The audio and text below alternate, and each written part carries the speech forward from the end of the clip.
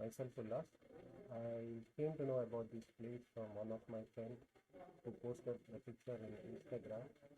So I just searched for this place and I found it in Google.